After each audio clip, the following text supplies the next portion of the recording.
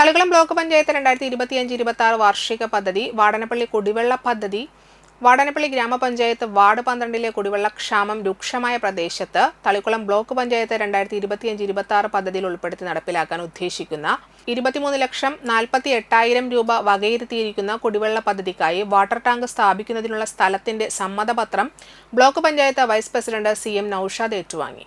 വാടനപ്പള്ളി 15-ാം ward member V മുരളീധരന്റെ ഉടമസ്ഥതയിൽ ward 12 masters ഹാളിന് പുറകിലുള്ള ഭൂമിയാണ് ടാങ്ക് നിർമ്മിക്കുന്നതിനായി നൽകിയത്. വാടനപ്പള്ളി ഗ്രാമപഞ്ചായത്ത് പ്രസിഡന്റ് IN സുധീഷ് അധ്യക്ഷത വഹിച്ചു. വൈസ് പ്രസിഡന്റ് ഹേമലത പ്രതാപൻ, വികസന standing committee chairman CB Sunilkumar, ക്ഷേമകാര്യ standing committee chairman Regina Raju, ആരോഗ്യ വിദ്യാഭ്യാസ standing committee chairman MS Sujith, block division member Haseena Thaju, ആസൂത്രണ സമിതി അംഗങ്ങൾ, ബ്ലോക്ക് സെക്രട്ടറി VS റജികുമാർ എന്നിവർ സംസാരിച്ചു.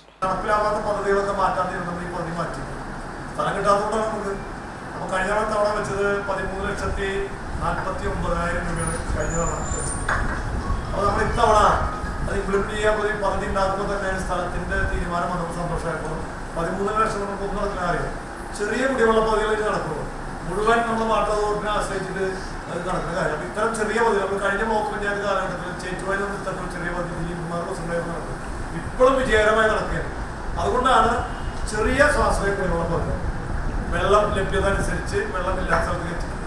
അപ്പോൾ ആ ഒരു തീരുമാനിച്ചപ്പോൾ ഇത്തവണ നമ്മൾ വെച്ചിട്ടുള്ളത് ഏകദേശം 11,99,000, മൊത്തം 23,48,000 രൂപ.